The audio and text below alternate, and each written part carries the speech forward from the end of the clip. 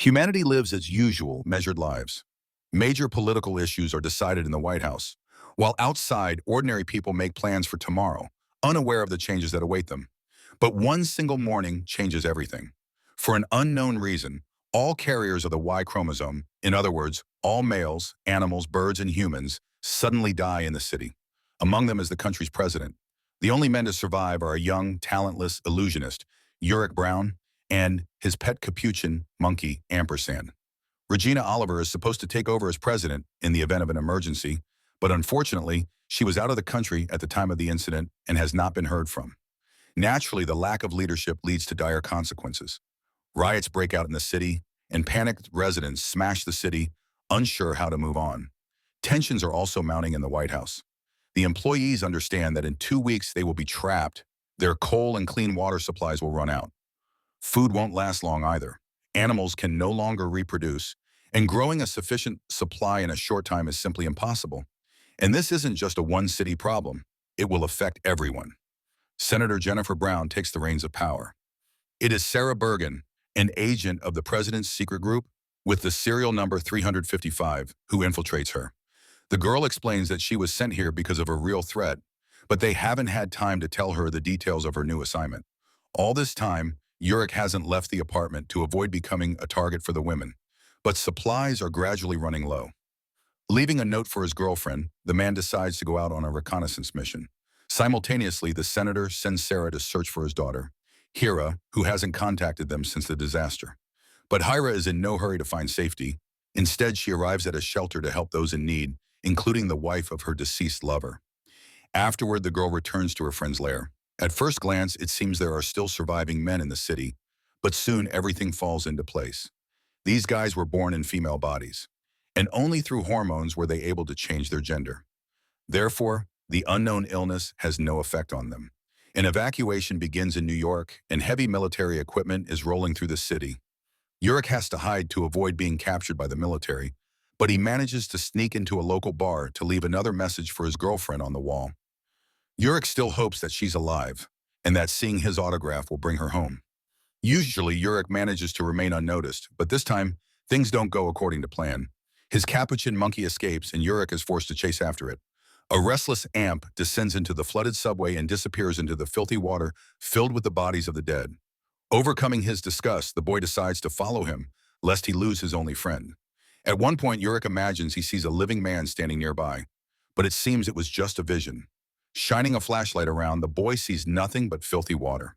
After emerging from the water, Uric sneaks into a clothing store to change, but he can't stay in the shadows.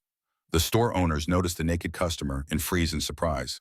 One of the women offers to capture the man and hand him over to the authorities in exchange for a hefty bonus, but, taking pity on the unfortunate man, they ultimately let Uric go, giving him a set of clean clothes. The stress he's endured literally drives Uric crazy. Reviewing the recordings on his phone, he recalls the day the amp appeared in his life, and apparently hearing the boy's voice, the capuchin emerges from its hiding place. The couple returns home, feeling completely safe. But hearing the door open, Uric realizes he was mistaken. An intruder has broken into the apartment, and he'll have to turn around. Armed with a guitar, he hides around the corner and fails to land a blow.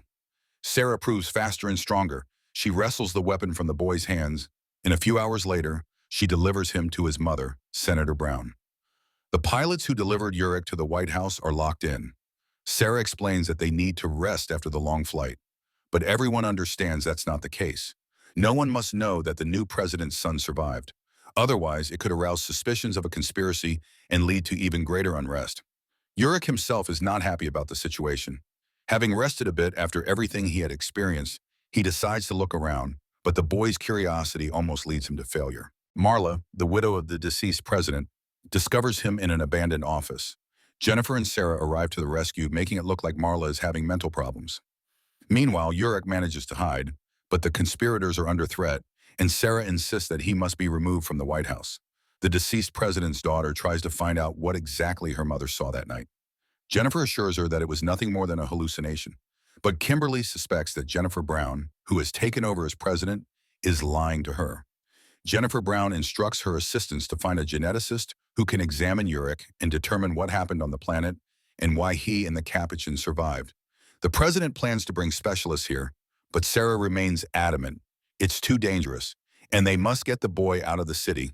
The agent is ready to take on this dangerous mission, but it must be done quickly. Meanwhile, in Israel, a wounded woman awakens. As soon as she opens her eyes and learns that all the men on earth have perished, she declares that she must now assume the American presidency. Nora Brady, a former presidential advisor, is forced to wander with her young daughter, Mackenzie. Left without a livelihood and having lost her husband and sons, she struggles to pull herself together, but ultimately decides to fight to save herself and her daughter. The White House learns that Regina Oliver, the leading presidential candidate, is alive. This leads to a rift among the staff. Some remain loyal to Jennifer Brown, while others side with Regina Oliver and Kimberly, the re-president's daughter. Under these circumstances, Jennifer is forced to agree with Sarah and release her son to a safer location. The agent enlists the pilots who brought the boys here in this mission, and as motivation, she awards them heroic stars, promising eternal glory if they succeed. The only way to smuggle Yorick out of the building is a cart full of bodies. The boy tries to refuse and come up with something else, but Sarah remains adamant. They can't take any chances, and Yorick will have to endure it. The agent successfully extracts the boy and transfers him to a helicopter, but she intends to fly it herself. A second helicopter, manned only by female pilots, is supposed to fly ahead as a diversionary tactic. However, as soon as the planes reach the required altitude and are out of sight, the escort helicopter loses control and disintegrates into a multitude of hot fragments.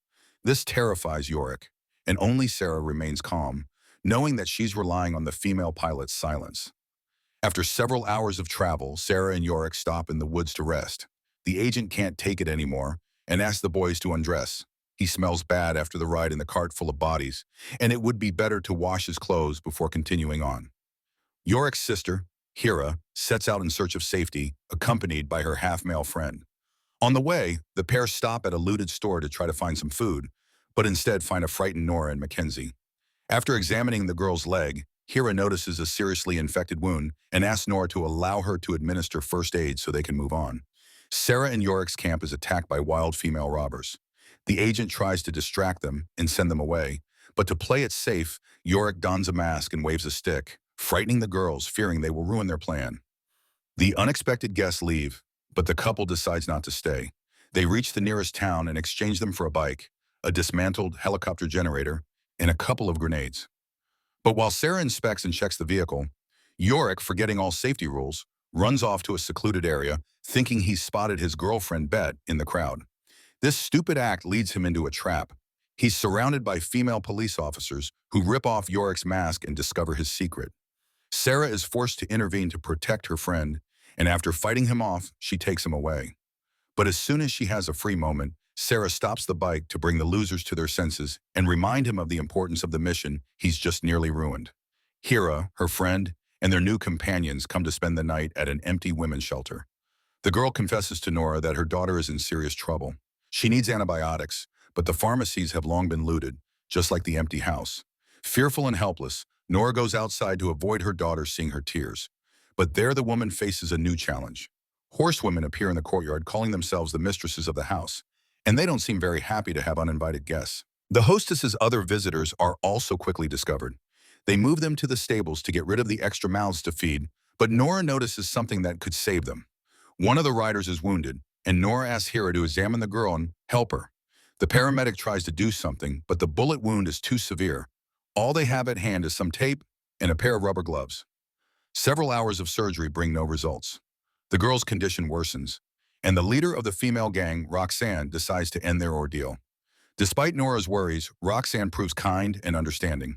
She invites the guests to stay overnight at the house and promises to provide the antibiotics Mackenzie needs. And when the group follows the leader, Hira realizes that the antibiotics are only a small part of the gang's supplies. They own an entire shopping mall stocked with food. Sarah and Yorick continue their quest to Boston to find geneticist Elson Mann. But at the entrance to the city, the pair are met by a checkpoint and a swarm of soldiers armed with tear gas. Sarah suggests they split up. She'll distract the soldiers while Yorick and his monkey evade the ambush. After meeting her Boston colleagues, Sarah learns that the world's absence of men hasn't cured its criminality. Entire squads of female technologists are constantly attacking Harvard, trying to break in and find answers. The plan works. While Sarah talks down the soldiers, Yorick infiltrates a headquarters to hide from the threat. But even there, he falls into the hands of rebels, risking exposure. He's lucky. The rebels mistake him for a trans person and allow him to leave, telling him where he can find his friends, get the necessary hormones, and hide. Finally, Yorick and Sarah find Elson Mann's apartment and then her office at Harvard. The geneticist isn't thrilled to welcome these strange strangers, but as soon as Yorick removes his mask, she immediately understands why they've come. Mann understands that she must study the boy and his capuchin monkey, but it's impossible to do so at Harvard. There's no equipment or samples left. So she suggests the only possible option: rush to San Francisco to use the lab there. Sarah agrees to another dangerous journey, but for some reason, without Yorick's knowledge, she breaks the radio, cutting off their only means of contacting the president. The agent uses this malfunction as an excuse to leave. She asks a friend to keep an eye on the geneticist while she finds another way to contact the White House. Meanwhile, power-sharing disputes flare up again among politicians, a topic that concerns only a few. One of Jennifer's assistants, Kristen, becomes ill and believes she's lost the baby. Only the ultrasound shows otherwise. The pregnancy continues to progress, and it's quite possible that a boy is developing inside. Sarah breaks into a stranger's house, whose owner turns out to be no less cunning than a secret agent. A scuffle breaks out between the girls, but when they finally allow each other to speak, it turns out that both burglars work for the same organization and have come here for the same thing: to find the house's owner and shoot her. Upon learning of the helicopter crashes, Jennifer is distraught, but Kristen tries to calm her boss. The search party reported that they only found the bodies of 2 pilots. The relief is short-lived. The president realizes that Sarah most likely caused the crash, thus eliminating unnecessary witnesses, and she becomes afraid. Yorick is in the company of a dangerous criminal, and it's unknown what she will do to him. Regina Oliver, a presidential candidate, is brought to the White House. Taking advantage of this, Kimberly plots a coup to get rid of the hated Jennifer Brown and subsequently seize power. Allison Mann confides in Yorick that she's unsure of the research's success. She doesn't know if they'll have the resources to find the cause of the man's death and reproduce their species. But whatever the outcome, Yorick faces difficult times. Both he and his capuchin will soon become test subjects. Sarah returns to the office and suggests they move forward. For some reason, she lies to Yorick, claiming she spoke with his mother and that they have permission to travel to San Francisco. The trio sets out, unaware that a military patrol is driving through the city with Sarah's photo. But while the girls wait for a safe window between gas supplies, Yorick decides to visit the place the rebels told him about, a community of people with altered genders, where he can remove his mask and not be afraid to show his male face. Sarah is furious at Yorick's latest prank, but it soon becomes clear that the main danger isn't the guy, but herself. The patrol arrives at the community and shows everyone her photo. The group manages to escape the trackers and hide in a church. Sarah is forced to admit that she has no connection with the White House and makes all her decisions independently. Hira, her friend Inora, and her daughter continue to live in Roxana's commune. At first glance, it seems like the group has found itself in a veritable paradise. There is food, medicine, and safety. But when Nora tries to pull her daughter away from yet another meeting of radical feminists, Roxana becomes furious. She reminds them that she is hosting guests, which means they must abide by her rules and obediently listen to everything she says. Furthermore, Roxana tries to do everything possible to make little Mackenzia hate men and join their movement. Another such meeting is interrupted by a military alert. The women set up barricades and, armed, rise to defend their supermarket. The enemy turns out to be a group of unfortunate women with a little girl. Roxana goes out to meet them, but she no longer accepts outsiders into the community. Even the child evokes no sympathy in her, and she drives the refugees away, refusing to help them.